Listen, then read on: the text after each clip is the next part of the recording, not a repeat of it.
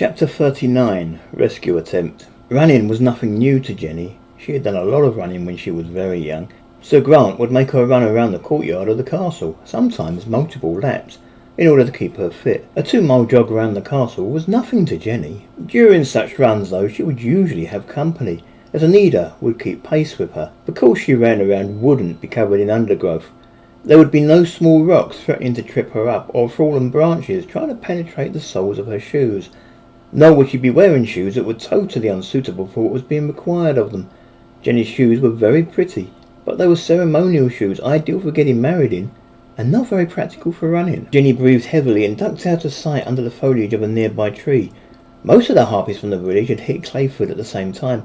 They had crossed the airspace between the harpy and human villages as a thick grey cloud, but there were still stragglers in the air. When Gromer had first put out the call to attack, most of the harpies had stopped whatever they were doing and had taken to the air. There were a few, though, that had been unable to answer the call immediately and were only now trying to catch up. Jenni watched from her hiding place as 4 harpies flew overhead in a line. They seemed to be covered in small specks of blood. Only 3 of the 4 carried a bow of some description.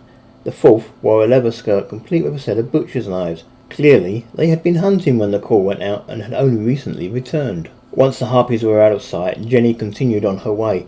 Seeing the stragglers made her think about what would be waiting for her in the harpy village. Although it was true that most of the village's huntresses would be in Clayford, there would still be a lot of harpies in the village, those who were too old or too young to be included in the battle. The village's mayor would still be there, and he would have a pair of bodyguards at the very least.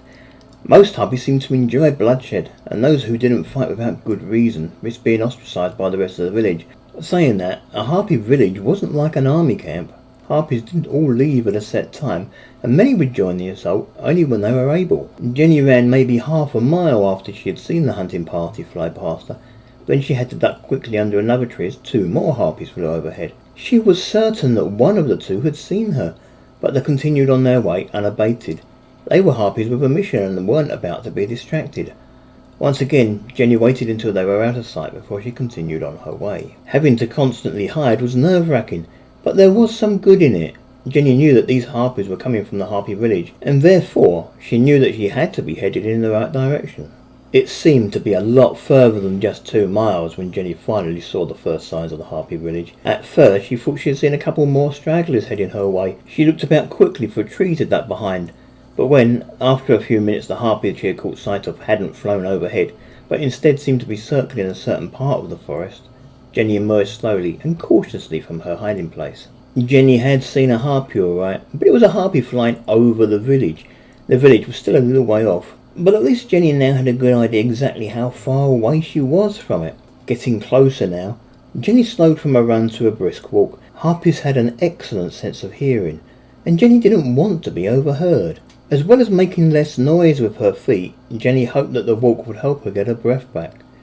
Finally, Jenni reached the trees that lined the clearing in which the harpy village was being built.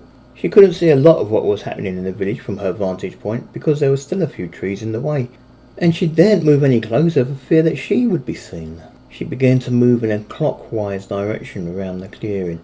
Thanks to the time of year, there were a lot of dead leaves on the forest floor, leaves that made an audible rustle when stepped on. Scared that she would be overheard, Jenni began to walk on tiptoes as she inched her way around the clearing, trying to find any clues to where the other prisoners were being held. There was laughter up ahead.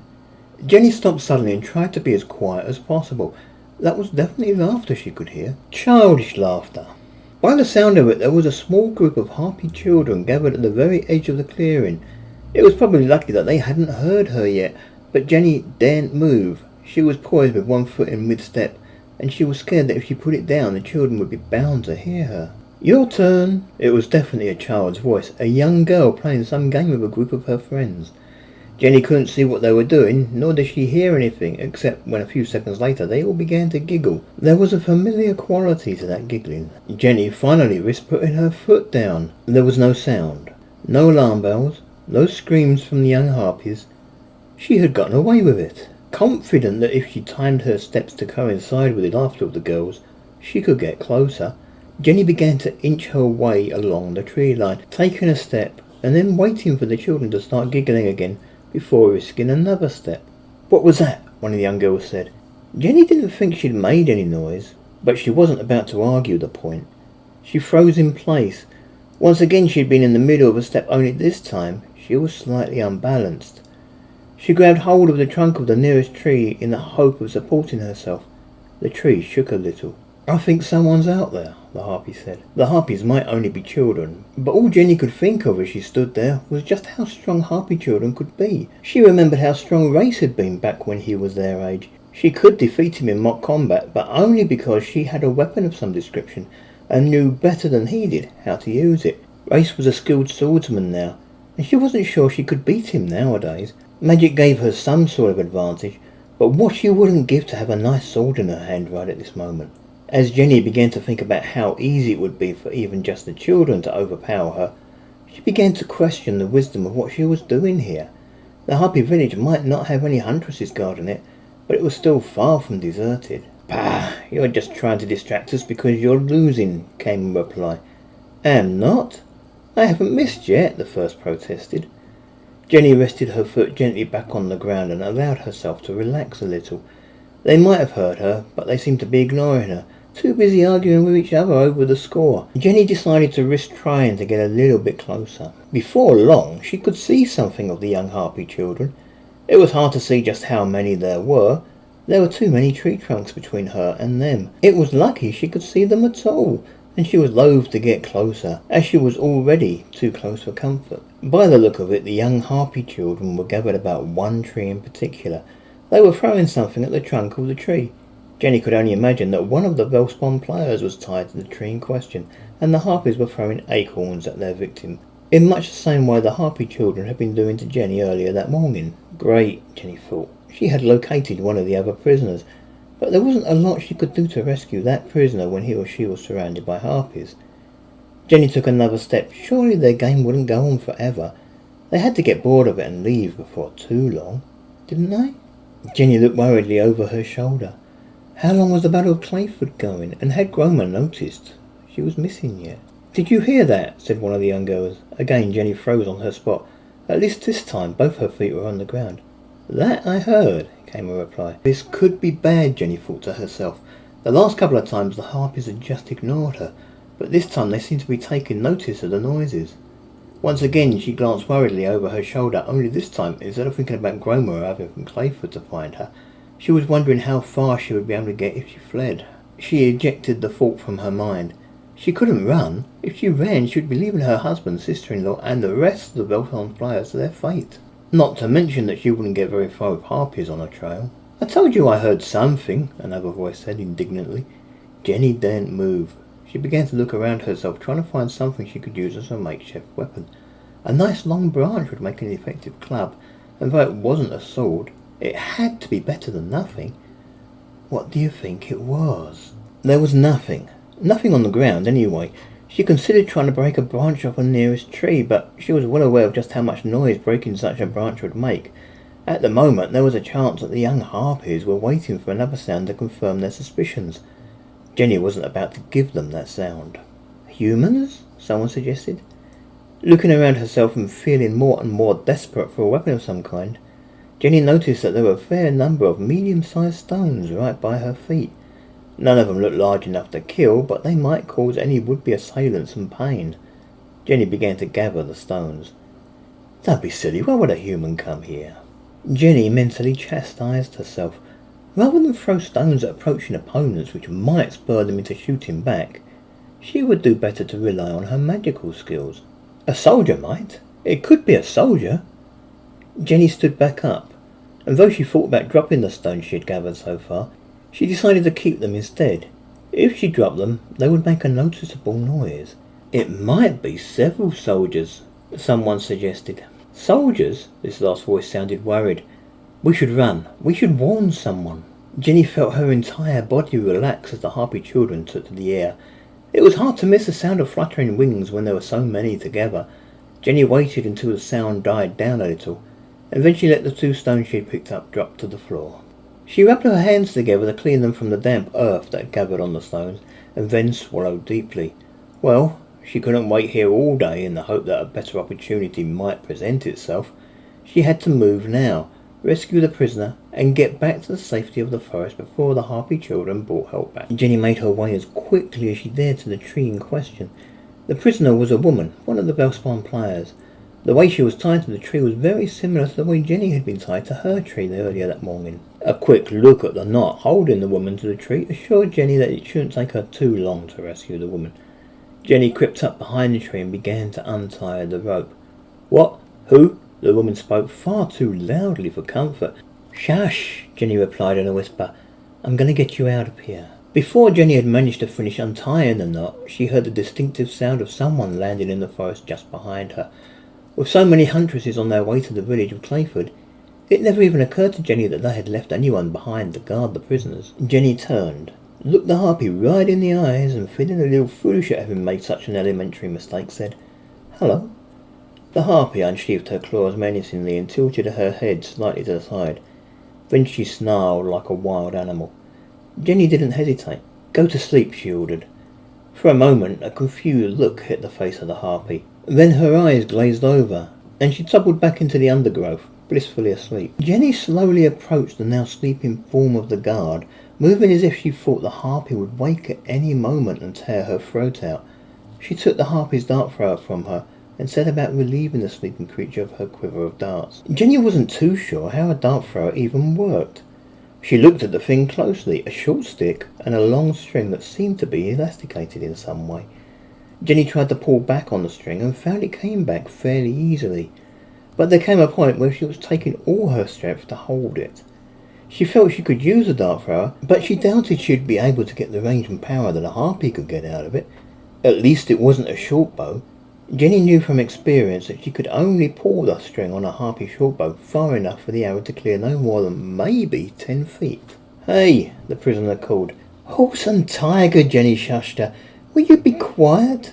I'll rescue you in a minute." Jenni sighed. Talking at a volume like that, the prisoner would alert the entire camp to her presence there. Jenni quickly checked the quiver of darts. There were only 6 darts in the quiver. It wasn't a lot, but it was better than nothing. Jenni wasn't really planning on taking on the entire village single-handedly. "No," the prisoner insisted. "I really think—" "Look," Jenni hissed, exasperated. She turned round sharply towards the tree holding the prisoner with the intent of angrily explaining why the woman had to keep quiet. They weren't alone. Jenni could see 4 harpies standing spread out just inside the clearing, all of them looking at her. Only one of the 4 seemed to be armed with a bow. They all looked fairly old, too old to join the attack at Clayford, but obviously not too old to defend their own homes. Jenni let her newly acquired dart thrower drop to the floor, along with the darts. Then she raised her hands in an attempt to assure the harpy with the bow that she capitulated. She considered herself lucky that they didn't just shoot her out of hand. "Ganeda better not be dead for your sake," one of the harpies commented gruffly. "She's alive," Jenni tried to assure them. One of the 4 harpies, Jenni thought it might be the youngest of the 4, though they were all so old it was hard to tell, walked up to where Jenni was standing. She looked Jenni accusingly in the face and then crouched next to the sleeping form of Ganeda. "What did you do to her?" the harpy with the bow asked. "She's asleep," Jenni replied, a slight shiver in her voice. Jenni didn't like the way that the harpy with the bow aimed right at her seemed to be shaking slightly. The harpy was old, probably not as strong as she used to be in her youth, and holding the bowstring was clearly taking a lot of effort, and nothing more. "She's alive," the youngest of the 4 harpies confirmed. "Lucky you," the harpy with the bow said to Jenni. The harpy who had just checked the sleeping form of the guard then grabbed Jenni tightly by her arms. She tucked Jenni's arms up behind her back in a position that made Jenni think her arms were about to be broken. The harpy then pushed her forward through the trees, herding her into the clearing. "You're very talented," the harpy with the bow said, and let her grip relax a little. "I can see we're going to have to keep a special eye on you." Then to one of the other 2 harpies she said, "Tifreg, I assume you know where Clayford is?" "I do," the one called Tifreg replied. "Good," the old harpy commented. "Fly there as quickly as you can. Inform Groma that we've caught her little interpreter trying to rescue one of the prisoners. Make sure Groma is fully informed." "Will do," Tifreg agreed. Jenni tried to turn her head to watch Tifreg as she took off. The harpy holding her grabbed her head and forced her to look straight ahead. Jenni didn't get to see Tifreg leave, but the sound of the creature's wings flapping as she took to the air was very distinctive. "Bring her over here," the old harpy ordered. "Gainlag, get one of those felled trees and stick it in the ground in the middle of the village. I'd like to see her try and escape from there. Then, when Groma gets back, she can decide what to do with her. Can't we just kill her? The harpy holding Jenni asked.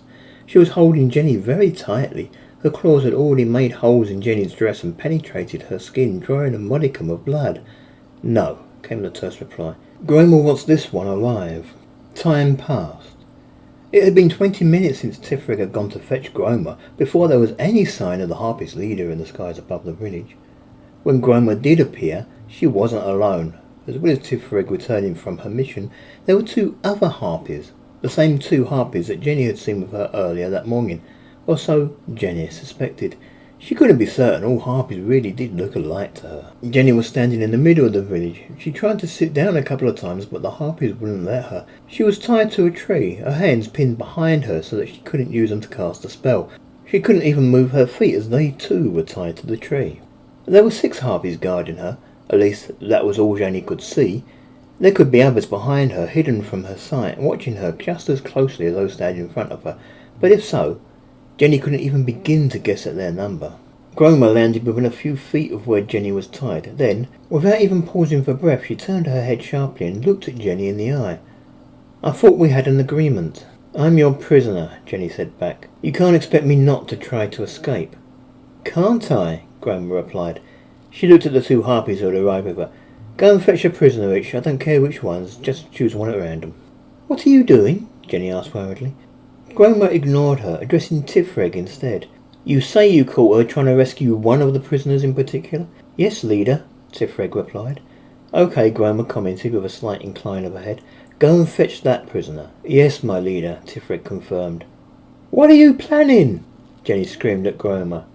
Groma levelled a gaze at Jenni. I'm going to go easy on you, just this once. I warned you just this morning that if you tried to escape, I would kill you and every one of your friends. Jenni hesitated worriedly. Instead, though, I'm going to give you a second chance. If you ever try to escape again, then I promise you I will kill each and every one of you. For now, though, I've decided to be lenient. You're still some use to me, and I'm sure that if I were to slaughter your friends wholesale, you would be even more uncooperative than you have been so far, Groma explained. So? Jenni asked. She turned her head worriedly in the direction that Groma had sent the other 2 harpies. So, Groma replied harshly, I need to make sure you understand the consequences of your actions. You need a lesson in obedience. I have ordered that 3 of your friends be brought before me. You will be forced to watch as I tear out their throats, one by one. Why? Jenni replied. I'm the one at fault here. Punish me. I am punishing you, Groma told her. I'm doing this as a direct result of your actions today. One of the 3 selected will even be the one you were trying to rescue when you got caught. You could say you selected that one yourself for execution. Jenni closed her eyes, and tears began to run down her cheeks. You must force yourself to watch, Groma said. If you close your eyes or turn your head, if I even begin to suspect that you didn't benefit fully from your punishment, I shall have a 4th, or even a 5th, or 6th brought here to me. Please, Jenni pleaded. I'm sorry. I won't try to escape again. You've made your point. It was about an hour later. Jenni was standing in the middle of Clayford Village Green, her hands tied firmly behind her back once again to stop her from using magic. There were tears running down her face, tears of sorrow, for those Groma had killed for her transgression of trying to escape, and tears of guilt, because of how much relief she had felt when, of the 3 that had been brought before her, neither Alice nor her husband were among them. Groma stood just behind Jenni, her hand resting heavily on her left shoulder. Groma's claws were fully extended and were pricking Jenni in the shoulder as an added reminder that she was there. In front of her stood the survivors of the village of Clayford, those the harpies hadn't killed when they'd taken the place. None of them looked all that happy to be there. Jenni couldn't blame them. Their livelihoods were just about to be turned upside down. Some of the villagers stared with hatred at Jenni in particular. Although she felt it should be obvious to the villagers that she too was a prisoner, she felt that they thought of her as a traitor for being willing to work with the harpies. Now, translate for me, Groma ordered. People of the village of Clayford. Jenni took a deep breath. She blinked twice, trying to get the tears out of her eyes. She wished her hands were free so she could wipe her eyes. She began. People of the village of Clayford.